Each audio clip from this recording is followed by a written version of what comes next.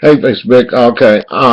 YouTube, I'm back. Part two about my deliverance and my calling. One note though, in part one, at 4 minutes and 12 seconds, I say that I was 24 years old.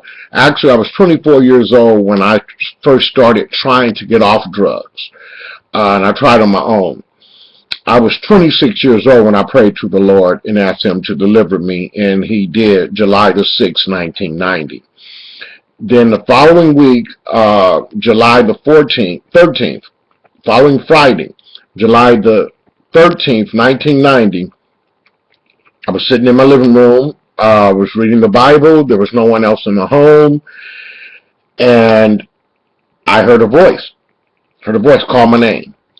I got up and I went around and looked out the windows because actually I thought it was a friend of mine who was he was a grown man, but he was 26, 27, still kind of playful. Unfortunately, that's how it is for some. But anyway, I thought it was him, and so I went and I looked out for him. I didn't see him, so I went and I sat back down. Few seconds later, again, I hear this voice call my name. This time, I got up, I ran to my front door, I ran out the house, I ran around the house so that if he was out there, I was going to catch him and let him know, I'm trying to study my word and, stop playing.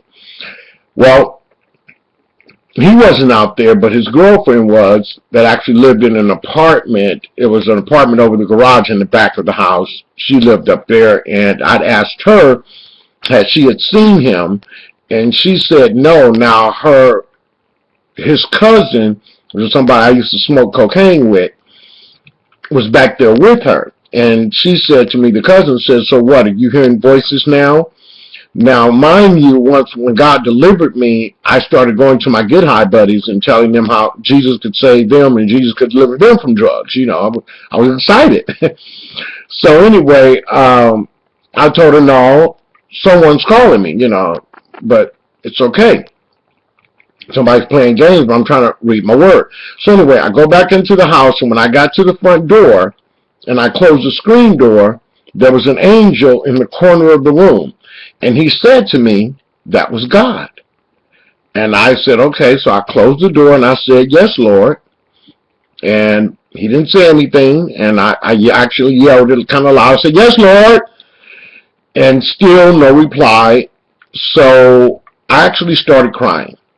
I started crying because I remembered at that time the Bible talks about that my sheep hear my voice, they know my voice. I was taught when I was younger that you could miss your calling. I had believed that mess. It's not true, but I had believed it at that time. And so I was crying that all my life I'd heard about God called me, God called me. And when he finally does, I didn't know his voice. I didn't hear him. I did not know it was him. So I cried about it for a minute. I went back, I sat back down, and I regained my composure, and I said, oh, well, no big deal. I really didn't want to be a preacher anyway. It's not something I wanted to do. So at that time, I started reading the Word again. I was reading in Matthew's chapter 5, I believe it was, and he called my name again, said my name. I said, yes, Lord. And I'm hearing him now with my ears. We're having a conversation. And so I said, yes, Lord. He said, teach my saints. I said, okay, Lord, who are your saints? He said, from the pulpit to the door. I said, okay, Lord, teach them what? He said, perfection. At that time, he told me to turn to Colossians 3:14. And when I read it, the Spirit of God spoke to me in my mind and said, this is what I mean. When I read the words, it was like the Bible was talking to me, telling me, this is what I mean. And it revealed to me that scripture, Colossians 3:14. It revealed to me what it was about. So then he told me to turn to Genesis chapter 6 and 9. And I turned there, and it talked about Noah was a perfect and upright man. And he took me from Genesis to Revelation. And he taught me about perfection, perfectness, and he actually taught me that revealed to me there were 7 levels of perfection that a believer can be taken to, that a believer can walk in. And if I remember correctly, he also taught me about the perfection, which I do remember. He also taught me about the perfection that is perfected and that which is perfected. This is something that I will share with the believers. I don't know if it'll be in video form or not, but we will actually get into it. From that point, from Genesis to Revelation, taught me about perfection. Then he told me to go to that man you call pastor and tell him what I've said unto you. He told me about the conversation was going to happen with me and this pastor. He told me what to tell him when he said to me, he told me, well, don't say, he told me he's going to need to pray about that because that sounds like the devil, nobody's perfect thing. And the Lord told me to tell him, and I'm actually telling you too, God said to say that, don't say that nobody's perfect, because 2 reasons. 1, you haven't met everybody. 2, you don't know what God is doing in someone. And so, based on that, we should not even declare nobody's perfect, because we don't know what God is doing in anyone's life. We don't know everyone. And these are the things the Lord told me to tell him. And I told him. And he told me to tell him about Elijah. Elijah had said to the Lord he was the only one that killed all the prophets.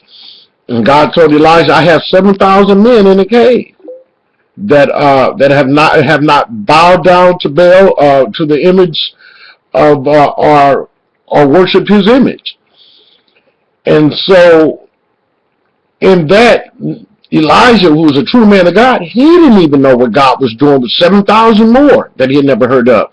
And based on that, we should not, and the minister I was talking to, I told him, you should not say nobody's perfect.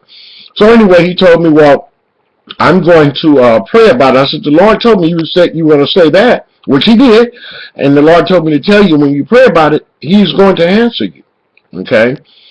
So from that point, and that was July the 13th, 1990. It was a Friday.